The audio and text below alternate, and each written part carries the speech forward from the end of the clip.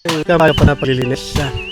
Naisipan ng pamunuan na ipatapyas yung ginabahagi ng puno mangga na ito, sapagkat mapakayabong na yung kawad medyo natatakban, kung kaya't ayun, ipalilinis to.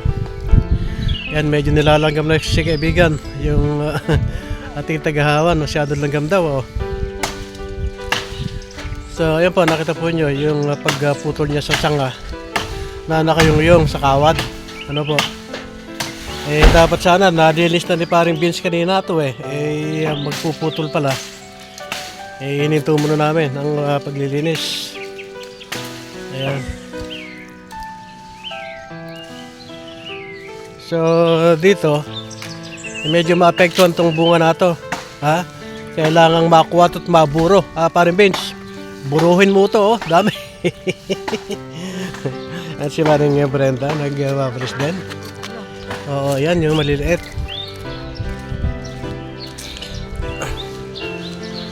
Ayan, o.